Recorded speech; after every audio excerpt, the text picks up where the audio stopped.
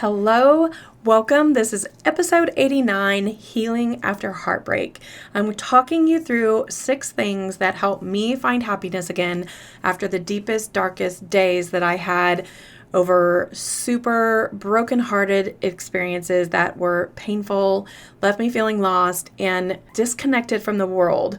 Eventually, I found myself back to connection and being healthier and happier, and I'm hoping that these things that I did will be able to help you on your journey as well. Have you ever felt held back by self-doubt, whether it's speaking up in a meeting or connecting with others or simply just believing in your own worth? Well, you're not alone. Welcome to the Crazy Confidence Coach podcast. I'm Heather Edwards, Master Certified Life Coach, and my goal is to empower you to step into your most authentic, confident self. Here, you're going to discover practical strategies and powerful insights to help you improve your communication, deepen those relationships, and elevate your self-esteem. And each week, I'm going to guide you through some actionable tips and mindset shifts that are specifically designed to help you break free from fear, show up boldly in every area of your life, and build crazy confidence.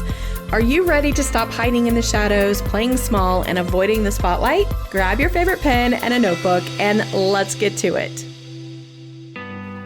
If you turn on the news or if you talk to a neighbor, you're more than likely to find someone who has gone through the loss of a child, maybe the death of a loved one, or maybe you lost your home, or maybe you're in the middle of a divorce, or maybe you have a health opportunity like cancer or some kind of diagnosis that is scary and truly puts you in a place that you are lost and cannot figure out where to go.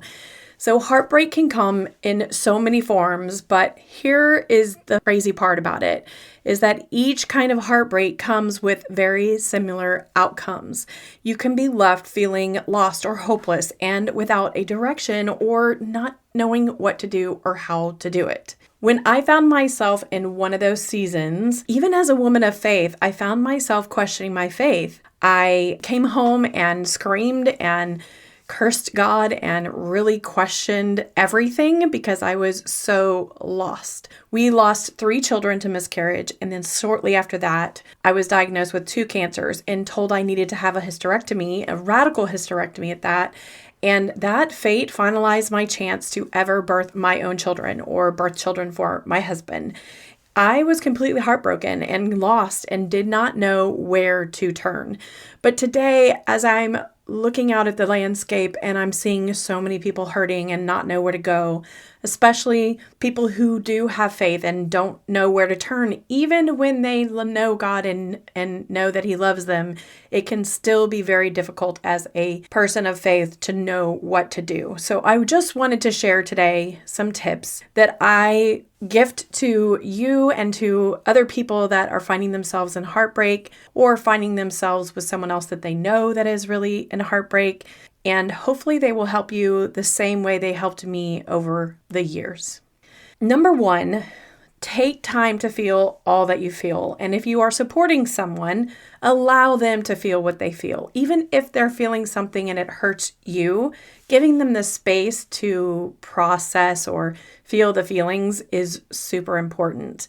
You or they can feel sadness or grief or anger or pain, emptiness, being lost, feeling scared, being really tired and exhausted, feeling frustrated, feeling mad at the world, and feeling like giving up. There are so many different things that you might feel, but feeling them and allowing the pain and all the feelings to come up is so much better than trying to tamper them or not allow them to go through your body. So when I say allowing it, all I'm saying is not resisting what you're feeling. You're just allowing it and giving the feeling permission to flow through you, not stick with you. That doesn't mean you're saying, I don't want to feel this anymore. I'm going to feel it and be done with it. But it's just giving yourself the space and the energy and the ability to process it. When I help my clients process feelings, I'm simply having them put their hand on their heart. I'm asking them to name the feeling, to think about what they're feeling and name it, whether it's anger or sadness or whatever it is, and to just really feel their body. What is that feeling in their body? Does your chest get tight? Does your body start to sweat? Do you get flushed? Do your heart palpitate? What is happening in your body? It's really good if you can have your feet on the ground and just be grounded and feel whatever it is that you're feeling and allow it to go as long as it wants to go. This can happen in short bursts or it can happen over long periods of time. There is no right or wrong answer here. Just take the time to feel all that you're feeling and feeling it to the fullest and allowing it rather than pushing it down. Number 2, I encourage you to find a person to share with your feelings and to share your thoughts and to lean on during this journey. When you are in heartbreak, it is super helpful to have a friend, a grief group, maybe a women's group, a church group. Maybe you go to your pastor. Anyone who is capable and able to support you while you're in this time of healing. This doesn't have to be someone that's there 24 hours. It can be someone that is a phone call away. It doesn't even have to be someone that lives in your state or in your community. It can be a friend from far, far away. It simply needs to just be established, and you can ask somebody. I really am searching for someone who is going to be there for me when I need them, when I need to lean on someone, and that could look like a phone call. That could mean I just want to call and be able to cry. That can mean I just want to come and just scream and yell and whatever and get the feelings out. Whatever it is that you're needing and what you need to have help with, ask people or a friend or a spouse or someone if they are able and willing, capable to be up for that task. The other piece of this I'll say is that when you are looking for people to help you through a journey of healing or heartbreak, it doesn't even have to be one single person. There can be different people for different parts of your journey and or at the same time for different assigned tasks or things that are important. You might have a neighbor who is making meals to help you get through losing a child, but you also may have a friend that you pray with and that you are able to be open with and share true open feelings with. And those may look different, but it's important to have those people in place because over the time of healing and grief and what you're going through, it's important to be able to reach out to those folks. Doing it alone is never going to be the best bet. That doesn't mean you won't have alone moments, but having someone to reach out to will be exponentially helpful for you when you are in a situation and you need help. I don't want to discount here the importance of prayer and the importance to pray for guidance and asking for God to give you the right people to fill these spots. Now, if you truly pray for guidance and you remain open, God will send those people to you. And I just shared with you a few seconds ago how upset I was with God when I was going through my dark heartache. Just because you are upset with God does not mean there has to be separation from God. He understands you, He understands your heart, and it is okay. What I have learned time and time again, when I let go and I let God steer the wheel, I'm always better off. It doesn't mean I have to understand it, which is something I still don't understand, our situation with children, but I know that one day I will understand it better. It's okay that I don't have the answers now. He doesn't promise that you'll understand. He doesn't promise that you'll understand the answers, and that is very difficult, but it is okay. Next, I would say you want to seek rest and restoration. Both rest and restoration are necessary for you to find happiness again. And it is true that rest will help you restore. So even though they sound very similar, they are very different. One, rest, getting good sleep. Ladies, if you are listening, women need more sleep than men. That has been proven. There is research out there that shows that women need more sleep than men. I've spent most of my life feeling guilty for sleeping longer than men and not getting up as early as people that I knew and men that in my life, and I have stopped doing that. I now know that I just need different types of rest. So especially when you're in heartache or if you're in a time of trauma or a time of health crisis, the most important thing for you is to get rest. When I talked to my oncologist and I said, what is the single most important thing I can do for myself to make sure that I don't die from my cancers? Her answer was rest. So God says to rest as well. So it's just so interesting how rest we put it aside and we don't count it as important because it's so easy to get rest. Well, it's easy and it's hard, right? If you have kids and you have work and you have all the things, it is hard to get rest, but make it a priority. This time in your life, it's very important to get rest. Your brain, your body, your cells in your body, everything needs rest for your heart to heal. You may need to gently ask yourself to do something more than you're doing, and that may look different than rest. And let me tell you what I mean by that. When I was in this time of super darkness and heartache, I had a hard time getting out of bed. But I remember having to gently tell myself, you've got to get out of bed and take a shower. If that's all you do today, that I want you to do that. And listen to that gentle nudge for restoration, because taking a shower is important too. And I kind of giggle, and you may be a person who's in really deep hurt right now, but I will tell you, a shower is restoring. It washes away a lot of things, and I'm getting emotional, but I want this to be real. Allow yourself to restore and seek rest, and part of that will be taking care of yourself, like washing away your troubles and being the best you can be in that moment. That doesn't mean you're trying to work harder or do more or be a star. It is literally just for you to restore and take care of yourself. And that may look like getting a massage if that's something that's helpful for you. It may be listening to healing music. It may be shutting your bedroom door and reading a book. It may be spending time in prayer and meditation.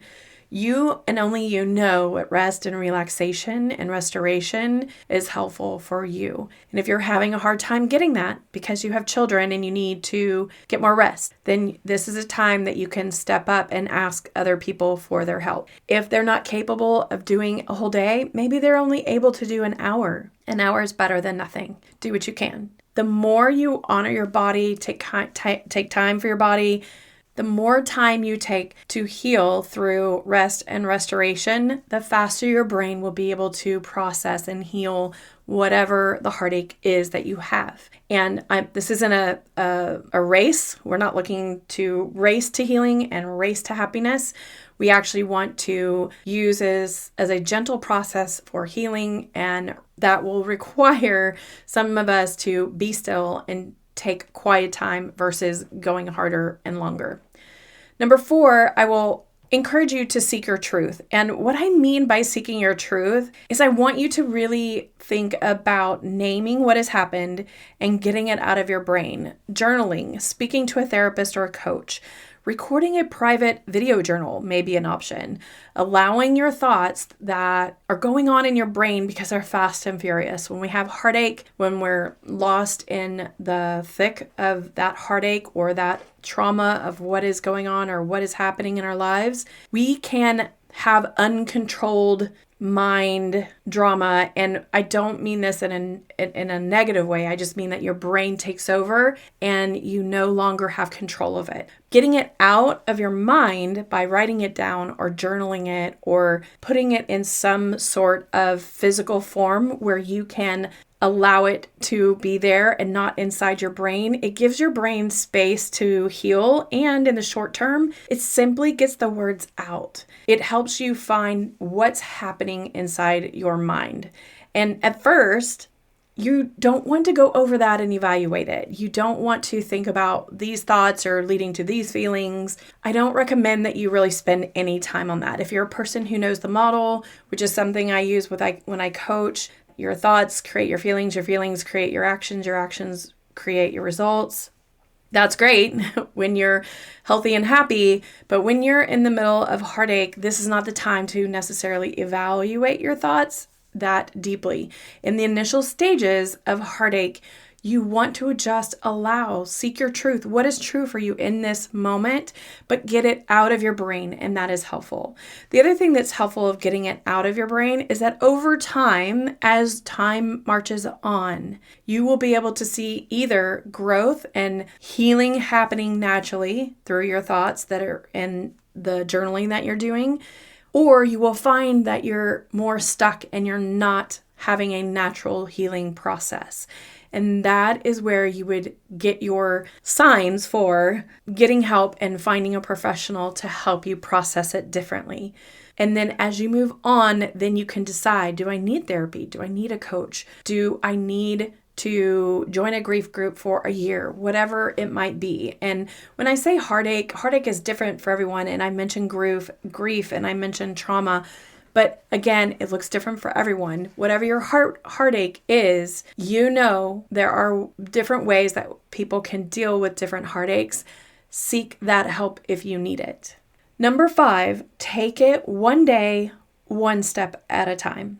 Healing takes time. Grief and pain from events, trauma, hurts, heartbreak, they can all just sneak up on you even after you've processed them. It can feel like a tsunami long after you think you're okay. I have had moments in my life where I am literally years away from my biggest heartaches.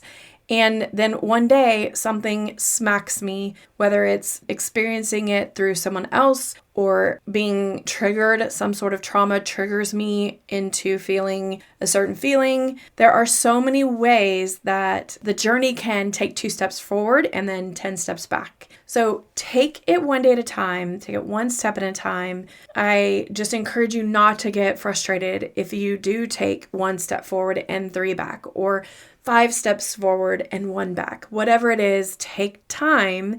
Just understand that there are times that these waves of disappointment and pain will come from something that we just aren't prepared for, and they can make you feel like you want to run away, or maybe you'll have a panic attack, or racing thoughts, or unexplained body tremors, shaking, or body flushing and sweating.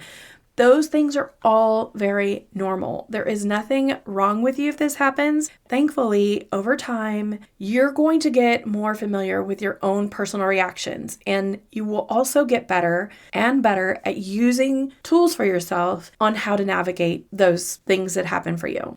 If you feel stuck and you want help with how to do that and how to process it, and want a coach that can help you learn how to process things, I'm here. I can do that for you.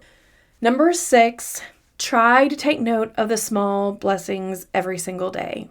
When we have heartache, it is super hard to see that anything is going well, that anything is going right, that there's anything to be thankful for, that there's anything that is worth noticing. There are so many things that are around us that are beautiful and enlightening and will help you in your darkest days if you simply just take notice.